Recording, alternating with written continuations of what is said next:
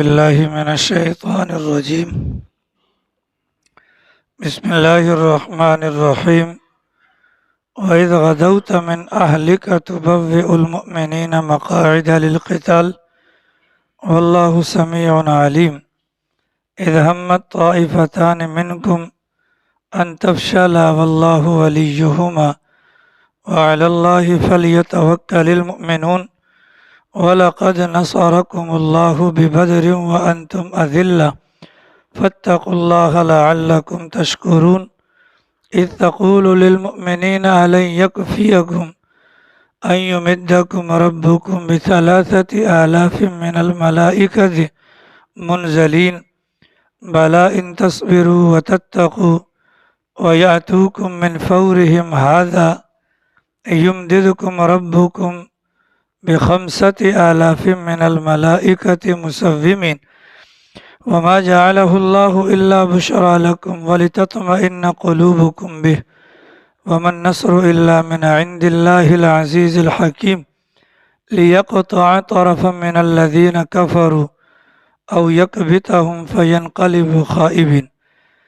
سورہ آل عمران مدینہ منورہ کے اندر نازل ہونے والی اس مبارک سورت کی آیت نمبر 121 سے لے کر 127 تک کی آپ حضرات کے سامنے تلاوت کی گئی۔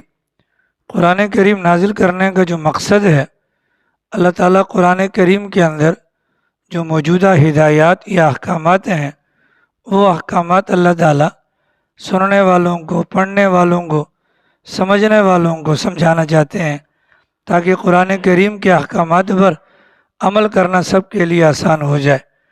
چنانچہ سمجھانے کے لیے ایک طریقہ اور ایک انداز مثالیں بیان کرنے کا ہوتا ہے کہ مثال کے ذریعے سے مشکل بات بھی آسانی سے انسان کو سمجھ میں آ جاتی ہے۔ چنانچہ اگر کئی مواقع پر اگر کوئی بات ویسے سمجھ میں نہ آئے تو مثال دے دی جاتی ہے، اور مثال کے ذریعے سے وہ بات سمجھانا یا بات کا سمجھنا آسان ہو جاتا ہے۔ گزشتہ زمانوں کے کسی بادشاہ کے متعلق لکھا ہے کہ ایک بندہ تھا، بہت بڑا شاعر تھا اور بہت بڑا ادیب تھا، اور اس کا پورے ملک کے اندر ڈنکا بجتا تھا، اشعار لکھتا تھا، کتابیں بیچتا تھا، گزر اوقات اس کا اچھا ہوتا تھا۔ بادشاہ سلامت نے اس شاعر کو بلایا اور شاعر کو بلا کر اپنے دربار کے اندر اس کو جگہ دی کہ آپ یہاں پر بیٹھ کر اپنا کام کریں، جو مجموعہ وغیرہ تیار کرنا ہے، جو کتابیں وغیرہ لکھنی ہیں، آپ وہ لکھ لیں، اور اگر کوئی کسی بھی قسم کی کوئی پریشانی ہو تو آپ ہم سے ذکر کر دیا کریں۔ چنانچہ وہ جب بادشاہ کے دربار میں آ کر اپنا کام کاج شروع کرتا ہے تو وہ جو اس کو پہلے اپنا اشعار کے مجموعے پر آمدنی باہر ہوتی تھی، بادشاہ سلامت کے دربار میں بیٹھنے کی وجہ سے وہ آمدنی ختم ہو گئی۔ اب دن گزرتے گئے یہاں تک کہ اس بندے کے گھر پر فاقے آنا شروع ہو گئے۔ اب چونکہ عرصہ کافی گزر چکا تھا، یہ اپنے گھر کو چھوڑ چکا تھا، اور گھر خالی رہنے کی وجہ سے وہ سیدھا ہو چکا ہے۔ اللہ کی شان کسی دن بادشاہ سلامت کے ساتھ اس شاعر کا یا ادیب کا باہر کو راؤنڈ لگا، اس گھر کے قریب سے گزرا تو بادشاہ نے پوچھا یہ گھر کس کا ہے؟ کہا بادشاہ سلامت یہ گھر جس کا ہے اس گھر کا جو مالک ہے اس کے گھر کے اندر چوہے بھی بھوکے مرتے ہیں۔ کیا کہا؟ یہ گھر جس مالک کا ہے اس گھر کا جو مالک ہے، اس گھر کے مالک کے یہاں چوہے بھی بھوکے مرتے ہیں۔ بادشاہ سلامت کو بات سمجھ میں نہیں آئی اور بات آئی گئی ہوگی۔ رات کو جب مجلس لگی تو مجلس کے دوران بادشاہ نے اپنے وزیر با تدبیر سے پوچھا کہ یہ جو شاعر صاحب ہیں آج میرے ساتھ جانا ہوا اور اس نے ایک جگہ پر یوں کہا تھا، اب مجھے تو نہیں معلوم کہ اس گھر کا مالک کون ہے اور اس کی بات کا مقصد کیا ہے۔ تو وزیر با تدبیر نے کہا بادشاہ سلامت اس گھر کے مالک پر فقر و فاقے کی حالت ہے، اور اس شاعر نے اپنے کلام کے ذریعے سے ایک مثال دی ہے اور مثال کے ذریعے سے سمجھایا ہے کہ جس گھر کے اندر غلہ وغیرہ ہوتا ہے تو وہاں کے انسان جو دیگر جو مخلوقات گھر پر رہتی ہیں ان کا پیٹ بھی بھر جاتا ہے۔ تو بظاہر یوں لگتا ہے اس گھر کا جو مالک ہے وہ فقر و فاقے کا شکار ہے۔ تو تاریخ کے اندر ایسی مثالیں ملتی ہیں کہ مشکل سے مشکل مسئلہ بھی ہوتا ہے تو اللہ تعالیٰ یا عوام الناس جو انسانوں کا مزاج ہے اس میں مثال کے ذریعے سے بات کو سمجھانا آسان ہو جاتا ہے۔ چنانچہ گزشتہ آیات کے اندر مسلمانوں پر پابندی لگائی کہ تم نے دوستیاں صرف مسلمانوں سے لگانی ہے۔ تمہارے دل کے اندر اگر محبت ہوگی، قلبی تعلق ہوگا، رازداروں والا تعلق ہوگا تو تمہارا ایمان تمہیں حکم بھی دیتا ہے اور مجبور بھی کرتا ہے کہ وہ تعلق صرف اور صرف ایمان والوں کے ساتھ ہوگا، مشرکوں کے ساتھ نہیں ہوگا، اہل کتاب کے ساتھ نہیں ہوگا، بد عقیدہ لوگوں کے ساتھ نہیں ہوگا اور بدعتی لوگوں کے ساتھ نہیں ہوگا۔ اب جب یہ بات ماقبل میں بیان کی تو مسلمانوں کا اس بات پر ایمان تو ہے، لیکن اب سوال یہ ہے ایسا کرنے سے ہوگا کیا؟ اگر ہمارے دل کے اندر ایمان والوں کی محبت نہیں ہوگی یا ایمان والوں کی محبت ہوگی، ہونے نہ ہونے کی وجہ سے نتیجے پر کیا اثر پڑے گا؟ اللہ تعالیٰ نے آخری آیت کے اندر فرمایا کہ جو باتیں تمہیں کہی جا رہی ہیں، اگر ان باتوں پر یعنی ان کافروں سے تعلق جوڑنے پر اگر تم اپنے آپ کو روکے رکھو، ان تصبروا، اگر اپنے آپ کو روکے رکھو، وتتقوا، اور اللہ سے ڈرتے رہو کہ اللہ نے منع کیا ہے، کہانی ختم ہو جائے گی۔ لا یضرکم کیدہم شیئا، تو ساری دنیا کے جتنے بھی کافر ہیں وہ تمہارے خلاف کوئی بھی چال چل لیں تو تمہارا معاملہ چونکہ اللہ کے حکم کے پیش نظر ہے، اس بنیاد پر ان کی تدبیریں یا ان کی چالیں تمہارے لیے نقصان دہ نہیں ہوں گی۔ پھر اللہ تعالیٰ نے آگے مثال کے ذریعے سے دو واقعات بیان کیے، ایک واقعے کا نام ہے غزوہ بدر اور دوسرے واقعے کا نام ہے غزوہ احد۔ اب ان آیات مبارکہ کے اندر جو پہلی والی دو آیات ہیں ان میں اللہ نے غزوہ احد کو بیان کیا اور اس کے بعد اللہ نے غزوہ بدر کو بیان کیا۔ ان دو واقعات کو بیان کرنے کا بطور مثال اس کی وجہ کیا ہے؟ اس کی وجہ یہ ہے کہ دیکھو ایک بدر کا میدان تھا، بدر کے میدان کے اندر ان تصبروا وتتقوا پر تمہارا کامل اور مکمل ایمان بھی تھا اور تمہارا عمل بھی تھا، اور دوسری طرف جو احد کا معاملہ ہے، احد کے میدان کے اندر رسول اکرم صلی اللہ علیہ وسلم کی بات کو سمجھنے میں جو تم سے غلطی ہوئی، اللہ تعالیٰ نے میدان کا نقشہ چینج کر دیا۔ اب یہ دو واقعات سنا کر ماقبل میں جو حکم دیا تھا اس پر عمل کے لیے تیار کیا جا رہا ہے کہ جب اللہ نے کہہ دیا کہ یہ تمہارے خیر خواہ نہیں ہیں تو تمہارے خیر خواہ نہیں ہیں، اس بات کو سمجھ لو، اللہ نے کہا ہے یا اللہ کے نبی نے کہا ہے، اس فارمولے پر عمل کرو گے تو تمہیں کامیابی ویسے ملے گی جیسے بدر کے اندر ملی تھی، اور اگر اللہ نہ کرے اللہ اور اس کے نبی کی بات کو مانو گے نہیں یا مان تو لو گے سمجھنے میں غلطی کرو گے تو نتیجہ کیا ہوگا؟ جیسے احد کے میدان کے اندر تمہارے ساتھ معاملات ہوئے تھے تو ویسے بھی تمہاری زندگی میں تمہارے ساتھ ویسے ہی معاملات ہوں گے۔ اب یہ جو غزوہ احد ہوا اور غزوہ بدر ہوا، ان دونوں واقعات کو اللہ تعالیٰ نے یہاں پر بیان کیا۔ ان میں سے سب سے پہلے اللہ نے احد کا بیان کیا۔ احد کیا ہے جناب؟ ایک پہاڑ کا نام ہے جو مدینہ منورہ سے لگ بھگ کوئی 3 میل کی مسافت پر ہے۔ مسجد نبوی کے اندر کھڑے ہو کر اگر کوئی بندہ دیکھنا چاہے تو نظر بھی آ جاتا ہے۔ کالا پہاڑ ہے، لمبا پہاڑ ہے، کالا پہاڑ ہے اور لمبا پہاڑ ہے، اور اب وہاں پر باقاعدہ عید کے موقع پر فجر کی نماز میں اور عید کی نماز کے اندر صفیں وہاں تک پہنچ جاتی ہیں، اور یہ بھی علامات قیامت میں سے ہے کہ جب مجمع نمازی ہوں گا وہاں تک پہنچ جائے گا۔ یہ جو احد نامی پہاڑ ہے، احد کو احد کہنے کی وجہ، اس کی وجہ یہ ہے کہ دوسرے پہاڑوں کے مقابلے میں بالکل الگ تھلگ پہاڑ ہے، یعنی کہ دوسرے پہاڑوں کو آپ دیکھیں، اس پہاڑ کی شکل کو دیکھیں، زمین آسمان کا فرق ہے۔ یہ دکھنے میں پہاڑ لگتا نہیں پر پہاڑ ہے، پہاڑ لگتا نہیں لیکن پہاڑ ہے۔ اگر ہم اس کی شکل کو دیکھتے ہیں اور کسی واقعتاً پہاڑ کو دیکھیں، اس میں اور اس میں زمین آسمان کا فرق ہے۔ اس پہاڑ کے متعلق رسول اکرم صلی اللہ تعالی علیہ وسلم نے فرمایا احد ہم سے محبت کرتا ہے اور ہم احد سے محبت کرتے ہیں۔ اس پہاڑ کے اندر جب یہ جو غزوہ احد کا معاملہ ہوا تھا، اللہ کے نبی علیہ الصلوۃ والسلام اس مقام پر تشریف لے کر گئے تھے۔ اس مقام پر جہاں تشریف لے کر گئے تو اللہ کے نبی علیہ الصلاۃ والسلام نے میدان جنگ کا جو نقشہ مرتب کیا تھا، اس نقشے کے اندر چاروں اطراف سے دشمنوں کے آنے کے راستے کو پیغمبر نے بند کر دیا تھا اپنی ہدایات کی روشنی میں۔ البتہ اسی جبل احد یعنی احد پہاڑ کے بالکل بیچ میں ایک چھوٹا سا ٹیلہ تھا جس کو جبل رومات کہا جاتا ہے۔ یہ ایک راستہ ایسا تھا کہ جس سے مسلمانوں کو نقصان پہنچ سکتا ہے، چنانچہ وہاں پر عبداللہ ابن جبیر رضی اللہ تعالی عنہ سمیت 50 صحابہ کرام کو جو تیر انداز تھے ان کو وہاں پر کھڑا کر کے میدان کو پورا اپنے قابو میں کر لیا۔ چنانچہ یہ حضرات جو اوپر کھڑے ہوئے تھے ان کو پیغمبر نے کہا تھا کہ نیچے میدان کے اندر کچھ بھی ہو، بھلے تم ہمیں دیکھو ہم جیت رہے ہیں یا تم ہمیں دیکھو ہم ہار رہے ہیں، تم نے اپنی جگہ نہیں چھوڑنی۔ ان 50 بندوں کی ڈیوٹیاں وہاں پر لگانے کے بعد نیچے میدان کے اندر کارروائی شروع ہوئی تو یقینی اعتبار سے دن کا جو ابتدائی لمحات تھے ان میں مسلمانوں کا پلڑا بھاری رہا۔ اب کافر سامنے والی سائڈ پر تھے اور مسلمان اس والی سائڈ پر تھے۔ چنانچہ جب مقابلہ ہوا مسلمانوں نے کافروں کو مارنا شروع کیا، مارنے کے نتیجے میں کافر الٹے قدموں بھاگنے پر مجبور ہوئے۔ کافر جاتے ہوئے اپنے کپڑے بھی پھینک رہے تھے، اپنے جوتے بھی پھینک رہے تھے، اپنا سامان بھی پھینک رہے تھے۔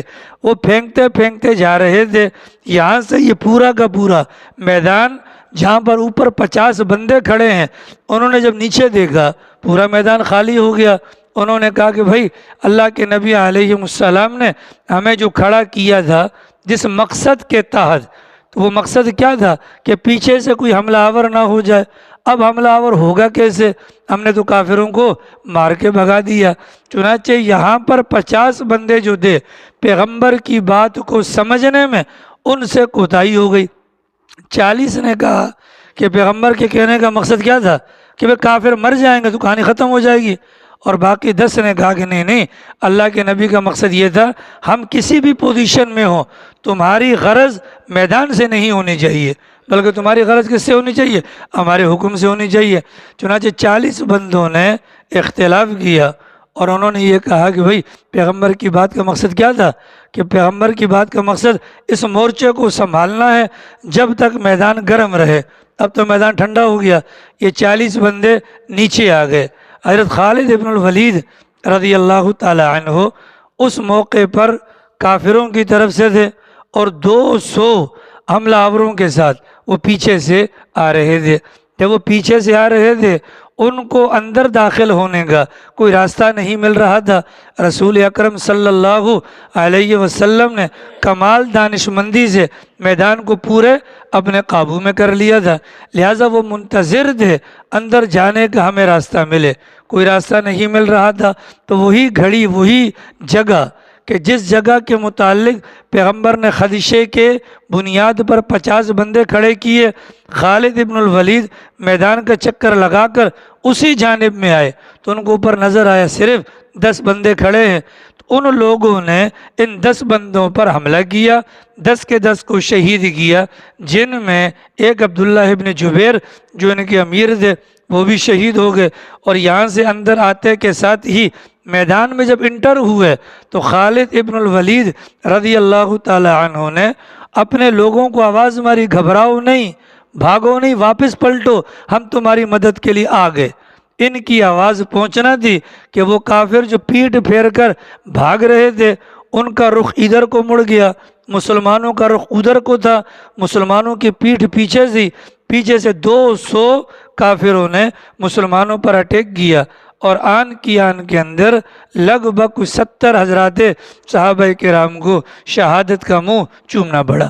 چنانچہ اللہ کے نبی علیہ السلام کو بھی زخمی کیا گیا، پیغمبر کا دندان مبارک بھی شہید ہوا، حضرت حمزہ کو بھی شہید کیا گیا۔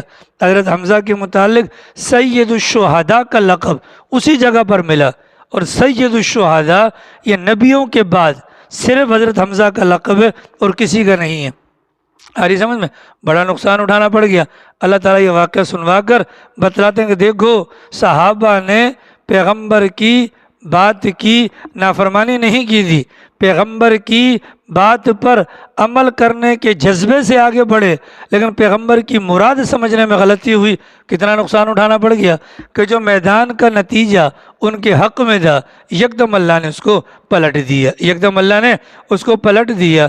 تو قیامت تک آنے والے لوگوں سے کہا گیا اگر تم اللہ کا حکم نہیں مانو گے یا اس کو سمجھ کر اس پر عمل نہیں کرو گے تو اللہ تعالیٰ تمہارے ساتھ بھی اس طرح کے معاملات کر سکتے ہیں، ٹھیک ہے۔ پھر آگے اللہ تعالیٰ نے دوسری صورت بیان فرمائی جو کہ بدر کے اندر ہوا تھا۔ یہ بدر کیا ہے بھیا؟ یہ بدر کیا ہے؟ ایک بندہ تھا، کون تھا؟ ایک بندہ، اس بندے کا نام تھا بدر، کیا نام تھا؟ بدر بن قیس بن صباح، بدر بن قیس بن صباح۔ جس علاقے میں وہ رہتا تھا اس نے وہاں پر ایک کنواں کھود لیا، اس کنویں کا نام پڑ گیا بدر، اس کنویں کا نام پڑ گیا بدر۔ چنانچہ چلتے چلتے ایک وقت یہ آیا کہ اسی کنویں کے نام پر وہ پورا کا پورا علاقہ یا وہ گاؤں جو تھا وہ مشہور ہو گیا۔ یہ جو مقام ہے یہ مدینہ منورہ سے لگ بھگ 80 میل کی مسافت پر ہے، 80 میل کی مسافت پر ہے۔ اللہ کے نبی علیہ السلام حضرات صحابہ کرام کے ساتھ کافروں کے تعاقب میں ان کا راستہ روکنے کے لیے گئے، جو تجارتی قافلہ آ رہا تھا۔ ابو سفیان تجارتی قافلے کو راستہ بدل کر بخیر و عافیت پہنچانے میں مکہ کامیاب ہو گیا۔ اب وہاں سے مکہ سے 1000 بندوں کا لشکر بدر کے مقام پر اپنے قافلے کی حفاظت کے لیے پہنچا، لیکن جب وہاں پہنچنے کے بعد وہ بیٹھے، ابو سفیان نے مکہ مکرمہ سے پیغام بھجوا دیا کہ ہم حفاظت سے آ گئے ہیں، آپ لوگ واپس آ جائیں۔ لیکن ان کافروں نے کہا کہ نہیں، اب جب ہم آئے ہیں تو 3 دن ہم مزے کریں گے۔ وہ مزے کرنے کی غرض سے بیٹھے، ادھر اللہ میاں کا حکم آ گیا تو اللہ کے نبی علیہ السلام نے کوئی اعلان نہیں کیا، بلکہ مقصد کیا تھا؟ قافلے کا راستہ روکنا ہے۔ چنانچہ پیغمبر سمیت 315 آدمی نکلے، پیغمبر سمیت 313 آدمی نکلے، مطلب 313 پیغمبر تھے اور 312 آدمی حضرات صحابہ کرام۔ اب مقصد کیا تھا؟ قافلے والوں کا راستہ روکنا ہے، لہٰذا جاتے ہوئے اعلان بھی نہیں کیا گیا اور جاتے ہوئے تیاری بھی نہیں۔ کچھ صحابہ کرام کے پاؤں میں جوتے بھی نہیں تھے، کچھ صحابہ کرام کے سروں پر پگڑیاں بھی نہیں تھیں۔ صحابہ کرام کے پاس اور مسلمانوں کے پاس 313 بندے تھے، 70 اونٹ تھے۔ چنانچہ ترتیب کیا قائم کی گئی؟ 70 اونٹ ہیں تو ایک ایک سواری پر 3 بندے جائیں گے۔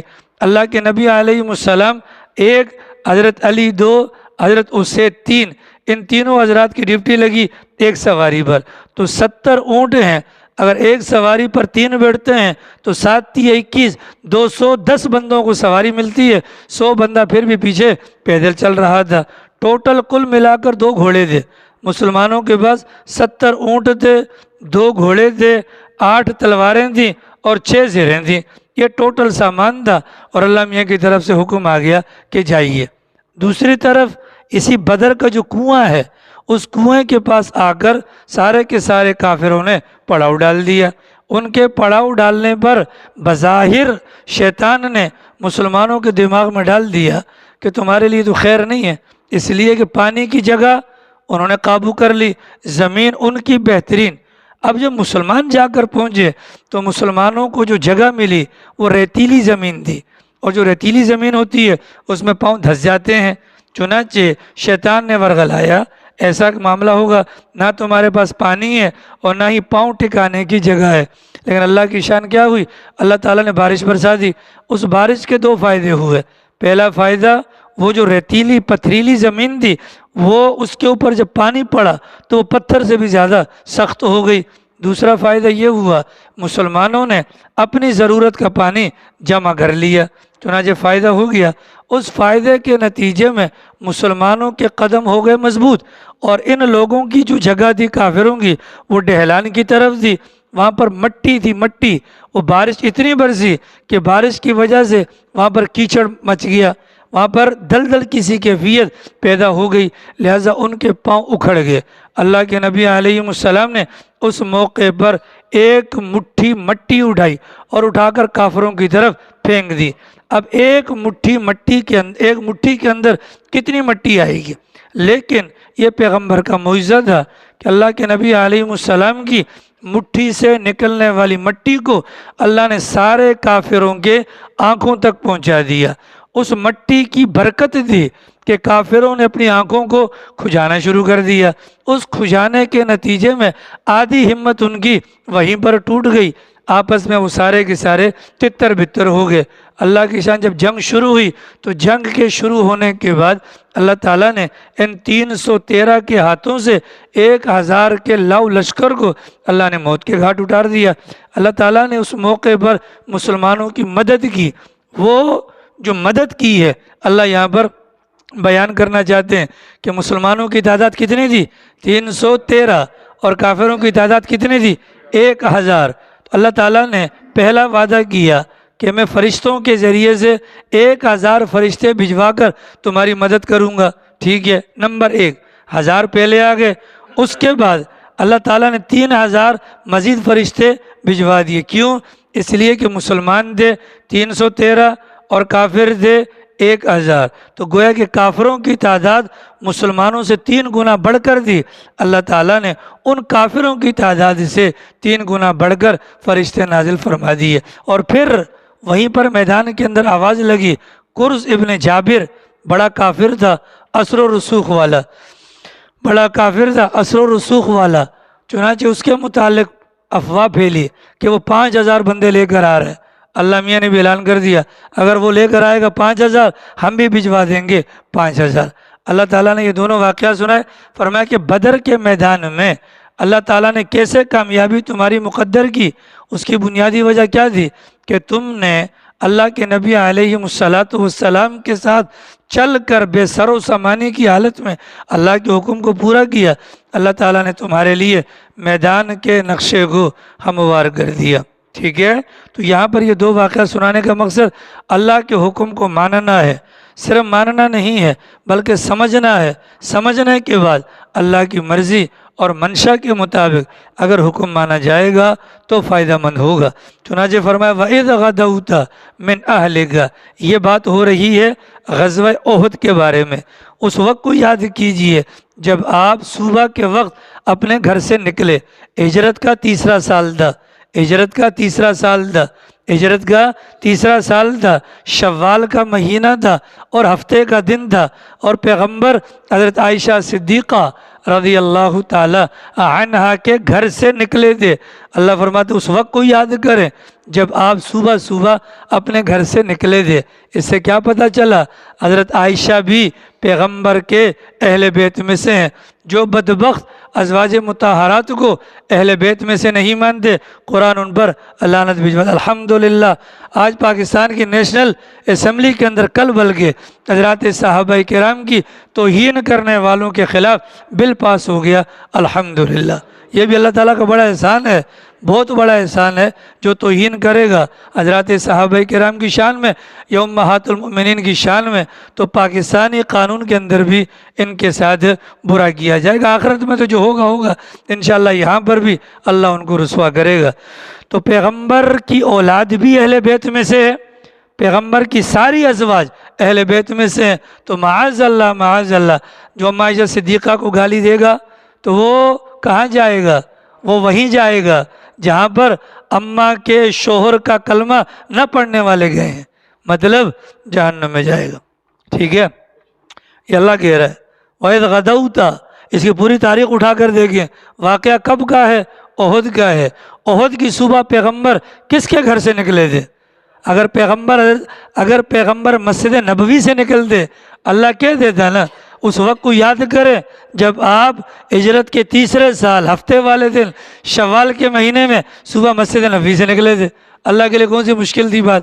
ہاں، اللہ نے من اہل کا کہا کیونکہ اللہ میاں کو پتہ ہے کہ بعد میں کالے چور آئیں گے، ہاں، اور بعد میں وہ لوگ آ کر حضرات صحابہ کرام یا عائشہ صدیقہ رضی اللہ عنہ پر لعن طعن کریں گے۔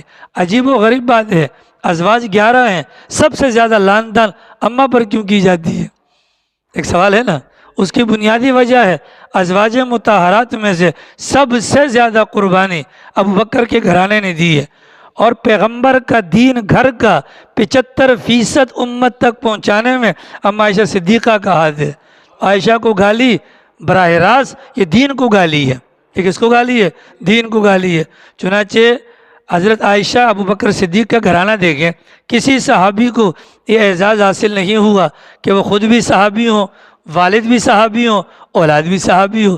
3 پیڑھیاں ان کی صحابی گزری ہیں، اور 1.25 لاکھ صحابہ کرام میں سے ابوبکر صدیق واحد صحابی ہیں کہ جن کو قرآن نے کہا اذ تقول لصاحبہ کہ یہ تمہارے ساتھی ہیں۔ آ رہی سمجھ رہی میں؟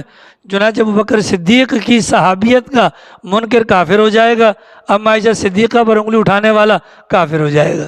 کیا ہو جائے گا؟ کافر ہو جائے گا۔ کیا ہو جائے گا؟ کافر۔ تو یہاں پر احد کے میدان کے لیے نکلتے وقت پیغمبر کا حضرت عائشہ کے حجرے سے نکلنا، اور پھر اللہ نے 1400 سال کے بعد ہمارے سامنے اس آیت کے اندر لفظ اہل سے حضرت عائشہ کو یا ان کے گھرانے کو ثابت کرنا ہمیں پیغام دیتے۔ اللہ نہ کرے اگر ہمارے دماغ میں آتا ہے کہ صرف حضرت علی، صرف حضرت فاطمہ، نہیں بھائی، پیغمبر کی 4 بیٹیاں تھیں، وہ بھی اہل بیت میں سے ہیں۔ پیغمبر کے 3 بیٹے، وہ بھی اہل بیت میں سے ہیں۔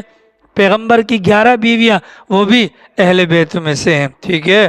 تو بوئ المؤمنین اس وقت کو یاد کریں جب صبح صبح آپ حضرت عائشہ کے حجرے سے نکلے تھے اور لوگوں کی ڈیوٹیاں لگا رہے تھے، کون کہاں کھڑا ہوگا۔ ہمارا پاکستانی کوئی سابق جرنل تھا، وہ سعودیہ کے اندر گیا، اس نے سعودی حکومت سے درخواست کی، یہ ISI کا تھا اور بڑا ماہر تھا جنگی معاملات کے اندر۔ سعودی حکومت سے اس نے اجازت لی کہ یہ جو جنگیں ہوئی ہیں، احد کی جنگ اور جو بدر کی جنگ اور جو احزاب کی جنگ ہوئی ہیں، تو ان تینوں جگہوں کے اب نام چینج ہو گئے ہیں۔ ہم تاریخ میں تو پڑھتے ہیں، ہمارے ساتھ کوئی بندہ رہبر روانہ کیا جائے، میں ان جگہوں پر کھڑے ہو کر میں دیکھنا چاہتا ہوں ہمارا پیغمبر کس انداز کی ذہنیت رکھتا تھا۔ چنانچہ وہ جرنل کہتا ہے وہاں جا کر جب میں نے میدان کا نقشہ دیکھا، وہاں کے لوگوں نے رہنمائی کی کہ اس کا پرانا نام یہ تھا، یہاں پر پیغمبر نے ایسے مورچے بنائے تھے، تو وہ پاکستانی آرمی کا جو بڑا تھا وہ سلوٹ مارنے پر مجبور ہو گیا، اور وہ کہنے لگا کہ کل تک میں پیغمبر کو صرف ایک نبی مانتا تھا، آج سے میں کہتا ہوں ہمارا پیغمبر اگر میدان میں تھا تو کمانڈر بھی تھا، اور ان سے بڑھ کر کوئی کمان کرنے والا نہیں، کیونکہ جو نقشہ پیغمبر نے میدان جنگ کے اندر کھینچا ہے یہ کسی عام انسان کے دماغ میں نہیں آ سکتا۔ تو پیغمبر نے ڈپٹیاں پہلے سے لگائی تھیں، کون کہاں پر کھڑا ہوگا۔ بدر میں تو رات کو بتا بھی دیا تھا صبح یہاں پر فلاں کتا مرے گا، فلاں کتا یہاں پر مرے گا۔ صحابہ قسم کھا کر فرماتے ہیں پیغمبر نے جو جگہ بتائی تھی نا، 1 انچ بھی آگے پیچھے نہیں ہوا۔ آ رہی سمجھ میں؟ جی ہاں۔ واللہ سمیع علیم، اللہ سننے والا جاننے والا۔ مدینہ سے نکلے تھے کتنے تھے؟ 1000۔ احد کے اندر نکلے تھے کتنے؟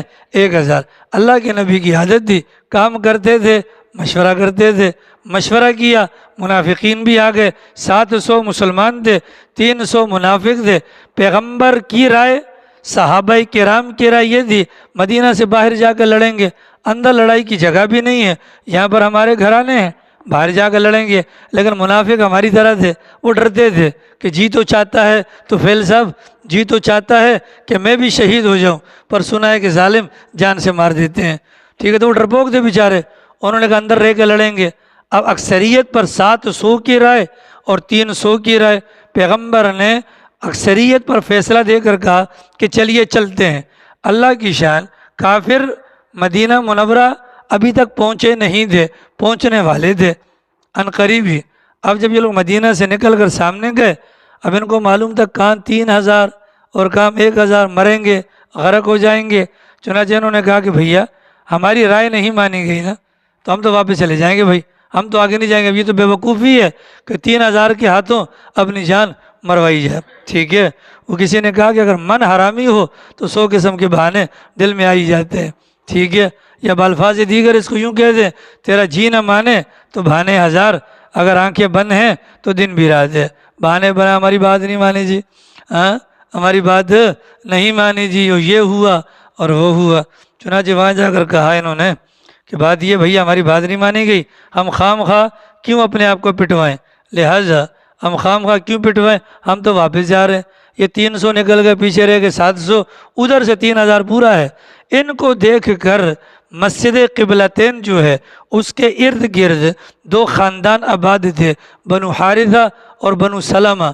انہوں نے سوچا کہ یار یہ جا رہے ہیں ہمیں بھی چلنا چاہیے، ارادہ پکا کیا، لیکن اللہ کی مدد شامل حال ہوئی۔ اللہ نے دل میں بات ڈالی، ان منافقوں کی شکل نہ دیکھو، محمد الرسول اللہ کو دیکھو، وہ ہیں یہ چلے گئے، ابو بکر کو دیکھو، عمر کو دیکھو، اگر یہ تینوں حضرات واپس آ رہے ہیں تم بھی واپس آ جاؤ۔ انہوں نے دیکھا ابو بکر بھی موجود ہیں اور عمر بھی موجود ہیں اور پیغمبر بھی موجود ہیں، اللہ کی مدد سے ان کا ارادہ کینسل ہو گیا، چنانچہ یہ وہاں پر ٹھہرے رہے۔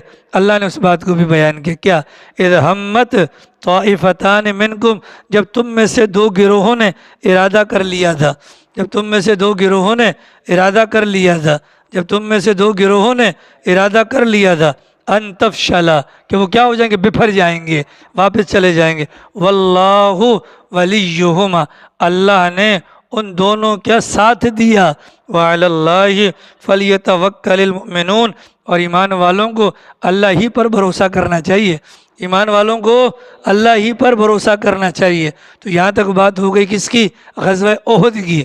اب آگے بدر کی بات، کہ وہاں پر دیکھو 100% مزاج نبوی کے مطابق کام ہو رہا تھا، نتیجہ کیا ہوا، وَلَقَدْ نَصَرَكُمُ اللَّهُ بِبَدْرٍ، جمعے کا دن تھا، رمضان کا مہینہ تھا، 17 تاریخ تھی، اللہ کے نبی علیہ السلام مدینہ منورہ سے ہجرت کے دوسرے سال تشریف لے کر گئے تھے۔ بِبَدْرٍ وَأَنْتُمْ أَذِلَّةٌ، تم کمزور تھے۔ اذلہ کا جو لفظ ہے نا اردو میں ذلت کے لیے بولا جاتا ہے، عربی کے اندر کمزوری کے لیے، عربی کے اندر کس کے لیے، کمزوری کے لیے۔ آپ کا نام کیا ہے جی، خاک در خاک، آپ کے قدموں کی خاک، خاکسار کو خادم حسین کہتے ہیں۔ تو وہ جو ادیبوں کی زبان ہوتی ہے نا اس میں پھر یہ الفاظ آگے پیچھے ہو جاتے ہیں، تو ذلیل کا جیسے مثال کے طور پر یہ جو دلال ہے، دلال، یہ اردو کا لفظ ہے، یہ ایجنٹ کو کہتے ہیں، بروکر کو کہتے ہیں، لیکن اب یہ لفظ کسی اور جگہ استعمال ہوتا ہے۔ اگر ہم کسی اسٹیٹ والے کو کہہ دیں آپ آج کل دلالی کہاں پر کرتے ہیں، حالانکہ ہماری مراد کیا ہوگی، آپ کی اسٹیٹ کہاں پر ہے، تو وہ مائنڈ کر جائے گا، ٹھیک ہے۔ تو لفظوں کا ہیر پھیر کہاں سے کہاں پہنچا دیتا ہے۔ اللہ نہ کرے کوئی بندہ اپنی بیوی کو کہہ دیتا ہے کہ تیرا سر میری ماں کی طرح، بیوی گئی، محبت اتنی نہ کریں کہ بالکل ماں بنا لے، آ رہی سمجھ میں، تیرا پیٹ میری ماں کی طرح، تیری پیٹھ میری ماں کی طرح۔ شریعت کیا کہتی ہے، ہل بس پیچھے ہٹ پتر، اب رک جا، 2 مہینے مسلسل روزے رکھ، یا 60 مسکینوں کو کھانا کھلا، یا پھر غلام آزاد کر، تب تو بیوی کے قریب جا سکتا ہے۔ جب تک یہ نہیں کرے گا ہاتھ لگانا بھی حرام ہو جائے گا، ٹھیک ہے۔ یہ منہ سے نکل جاتی ہیں باتیں کبھی کبھی، لاڈ پیار کے، ابے میری ماں ہٹ جا، بیوی کو ماں بول دیا تو کہانی گڑبڑ ہوگی کہ نہیں ہو گئی، بولیے گڑبڑ ہوگی کہ نہیں ہو گئی۔ چنانچہ کسی خاتون نے حیا پر ایک مضمون لکھا، اس نے کہا کہ میں مجبوراً آج قلم اٹھانے پر مجبور ہوئی کہ میری ایک سہیلی نے مجھے بتلایا کہ میں نے ایک دن اپنی بھابھی کے کپڑے پہنے کسی تقریب کے اندر، وہ لباس ایسا تھا کہ مردوں کے سامنے پہن کر آنے والا نہیں، لیکن میں نے کہا کہ جب میرا بھائی اتنا بغیرت ہے اپنی بیوی کو پہناتا ہے تو میں بھی پہن لیتی ہوں۔ چنانچہ وہ لباس پہن کر میں باہر گئی، میرے بھائی کی نگاہ پڑی تو میرے بھائی نے اوپر سے لے کر نیچے تک مجھے دیکھا اور کہا کہ چپل بھی وہی والی پہن لو، بالکل تو میری بیوی کی طرح لگ رہی ہو، آ رہی سمجھ میں۔ تو یہ نظر کا، زبان کا، یہ بڑا عجیب و غریب معاملہ ہے۔ اذلہ، ذلت کا مطلب کیا ہوتا ہے، ذلت کا مطلب کمزوری عربی میں، اور ذلت کا مطلب اردو کے اندر لعنت بھی ہوتا ہے۔ فاتقوا اللہ، اللہ سے ڈرو، لعلکم تشکرون، تاکہ تم شکر گزار بن جاؤ۔ اذ تقول للمؤمنین، جب تم سے کہا، جب ایمان والوں سے کہا گیا، الن یکفیکم، کیا کافی نہیں ہے تمہارے لیے، ان یمدکم ربکم، تمہارے پروردگار کی مدد۔ ظاہر ہے کہ منہ سے کہنا بہت آسان ہے، میدان کا نقشہ سوچیں، اس موقع پر حضرات صحابہ کرام کا وہاں کھڑا ہونا ہی یہ بہت بڑی بات تھی۔ فرمایا یمدکم ربکم، اللہ تمہاری مدد کرے گا، بثلاثۃ آلاف، 3000 من الملائکہ فرشتوں سے، منزلین جو کہ اترے ہوئے ہوں گے۔ ٹھیک ہے، فرشتوں کا جو وعدہ کیا اللہ نے 3 وعدے، پہلا وعدہ 1000، دوسرا وعدہ 3000 اور تیسرا وعدہ 5000، لیکن فرشتے اللہ نے اتارے تھے فقط 4000۔ تیسرا وعدہ جو 5 والا تھا وہ وعدہ مشروط تھا، اگر وہ کافر پیچھے سے لے کر آئے گا بندے یہاں سے ہم بھی اتار دیں گے۔ بات نمبر 1۔ بات نمبر 2 یہ ہے کہ سوال فرشتوں نے لڑائی کی تھی کہ نہیں کی تھی؟ لڑائی کی تھی یا خالی روپ ڈالنے کے لیے آئے تھے؟ تو نہیں، لڑائی انہوں نے کی تھی۔ عبد الرحمن ابن عوف فرماتے ہیں کہ میں نے 2 سفید کپڑے والوں کو دیکھا کہ وہ کہہ رہے تھے اقدم حیزوم۔ حیزوم حضرت جبرائیل کے گھوڑے کا نام تھا، حضرت جبرائیل کے گھوڑے کا نام۔ تو عبد الرحمن ابن عوف کہنے لگے میں نے چہرے مورے کو دیکھا تو میں حیران ہو گیا، یہ بندے ہمارے ساتھ تو نہیں آئے تھے۔ میں نے اللہ کے نبی سے کہا تو سرکار نے فرمایا وہ جبرائیل اور میکائیل تھے، اور حیزوم جبرائیل کے گھوڑے کا نام تھا۔ اب کمال دیکھیں صحابہ کرام کا، نبیوں کی جماعت کو نکال دیں اور صحابہ کرام کو سامنے لے آئیں اور باقی ساری انسانیت کو نکال دیں۔ جو بندہ بھی فرشتوں کو دیکھنا چاہے گا اس کے لیے مرنا لازمی ہے، موت سے پہلے فرشتوں کو نہیں دیکھ سکتا۔ اور صحابہ کا کمال کیا ہے، انہوں نے زندگی کے اندر فرشتوں کو دیکھ لیا تھا۔ فرشتوں کو کیا کر لیا تھا؟ دیکھ لیا تھا۔ تو صحابہ کرام بڑی مبارک جماعت ہے۔ لیکن بہرحال اگلی بات چھوڑیں، فرمایا کہ بثلاثۃ آلاف من الملائکۃ منزل۔ تیسری بات، جو فرشتے آئے تھے نا، جو فرشتے آئے تھے، اگلی والی آیت کے اندر آ رہا ہے ان پر نشان لگے ہوئے تھے۔ جیسے ہمارا فوجی ہوتا ہے، کسی کو 1 پھول، کسی کو 2، کسی کو 3، اور جس کو 4 لگ جائیں تو آرمی چیف بن جاتا ہے۔ اسی طریقے سے فرشتوں کے بھی نشان زدہ تھے۔ اور چوتھی بات، حضرت جبرائیل امین کے سر پر جو پگڑی تھی وہ پگڑی پیلی تھی۔ پگڑی کون سی تھی؟ جو قائد جمعیت مولانا فضل الرحمان صاحب کے سر پر جو پگڑی ہے اس کلر کی پیلی پگڑی تھی۔ اور بدر کے اندر جو جھنڈا تھا مسلمانوں کا، حضرت عائشہ کا دوپٹہ تھا، اور وہ دوپٹے کے اندر کالے اور سفید نشانات تھے، جو جمعیت علماء اسلام کا جھنڈا بھی بنتا ہے۔ آ رہی سمجھ رہی میں؟ اللہ کے نبی علیہ السلام کے پاس جبرائیل امین تشریف لائے۔ سرکار، بدر کے اندر جو لوگ آپ میں سے جو گئے تھے ان کے متعلق آپ لوگ کیا سوچتے ہیں، یعنی کیا درجہ ہے صحابہ میں؟ تو فرمایا اللہ کے نبی نے ہم ان کو تمام صحابہ میں سے سب سے افضل مانتے ہیں۔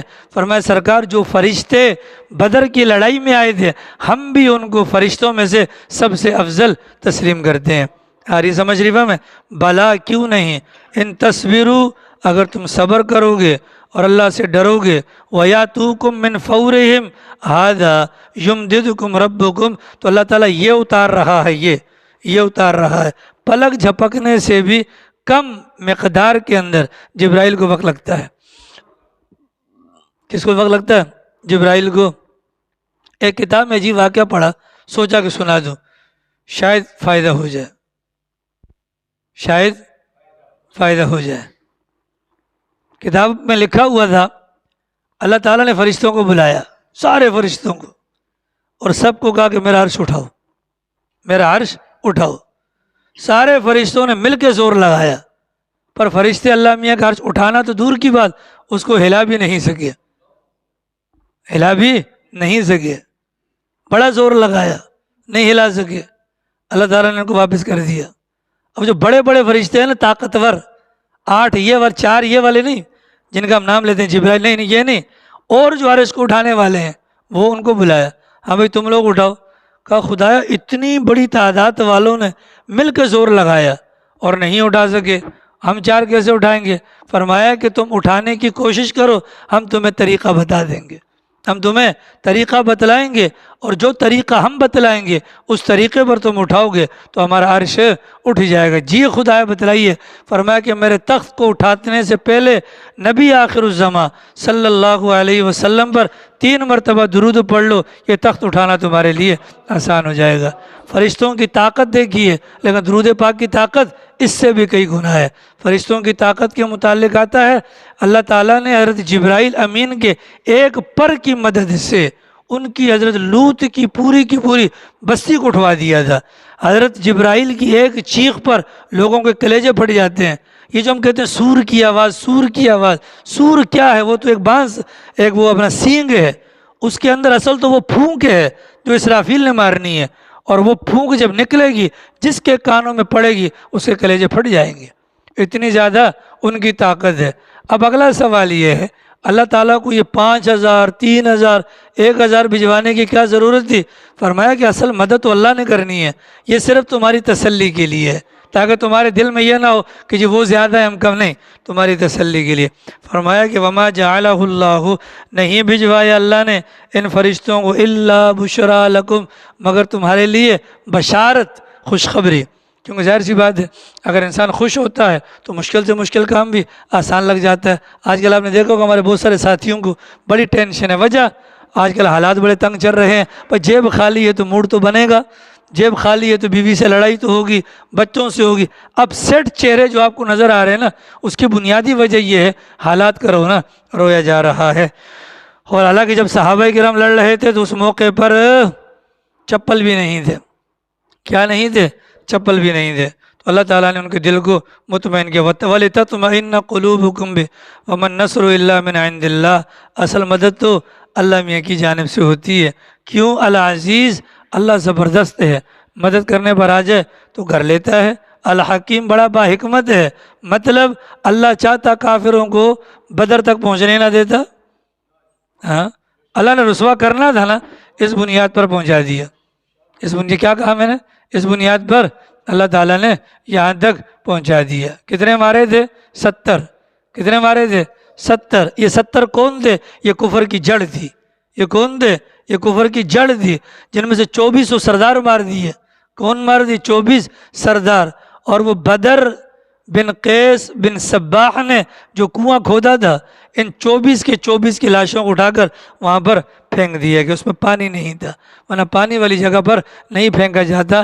وہ کنواں خشک ہو گیا تھا اور عورتیں اس کے اندر گندے کپڑے پھینکا کرتی تھیں، ان کو مزید ذلیل کرنے کے لیے وہاں پر پھینکا گیا۔ ابو سفیان نے کہا تھا واپس، انہوں نے کیا کہا تھا؟ نہیں، 3 دن کھائیں گے پیئیں گے گانے بجانا کریں گے۔ اور اللہ کے نبی کی عادت تھی کہ میدان میں جنگ جیتنے کے بعد 3 دن وہاں پر قیام کرتے تھے، انتظار کرتے تھے۔ پھر قیام کس نے کیا؟ مسلمانوں نے کیا 3 دن، اور تیسرے دن پیغمبر نے کہا چلیے واپس، چلیے واپس آئے۔ بدر کے کنویں پر کھڑے ہوئے اور پیغمبر نے ایک ایک کافر کا نام لے کر پکارا۔ حضرت عمر نے کہا حضرت کیا کر رہے ہیں؟ یہ تو مردہ ہیں، یہ تو نہیں سنتے۔ اللہ کے نبی نے فرمایا سننے میں یہ تم سے زیادہ میری بات کو سن رہے ہیں، لیکن جواب نہیں دے سکتے۔ اللہ نے پیغمبر کی ڈانٹ سننے کے لیے سزا کے طور پر تھوڑی دیر کے لیے ان کو زندگی عطا کی، تاکہ مزید لعنتی لعنتوں کے مستحق ہو جائے۔ اللہ فرماتے ہیں لِيَقْطَعَ طَرَفًا مِّنَ الَّذِينَ كَفَرُوا، یہ سب کچھ کیوں کیا گیا؟ تاکہ اللہ تعالیٰ کفر کی جڑ کے ایک حصے کو کٹوا دے۔ فَيَنْقَلِبُوا خَائِبِينَ، اور پھر وہ پلٹے تو رسوا ہو کر پلٹے۔ تو غزوہ بدر اور احد کا واقعہ ہمارے لیے پیغام ہے، اللہ کے حکم کو ماننا ہے اور اس کو پورا کرنا ہے، پیغمبر کے طریقے سے کرنا ہے، پیغمبر کے طریقے کو سمجھ کر کرنا ہے، تاکہ کل کو یہ نہ کہ کہ مجھے پتہ نہیں تھا۔ اللہ تعالیٰ توفیق عمل نصیب فرمائے۔ کل جمعرات درس نہیں ہوگا، باقی انشاءاللہ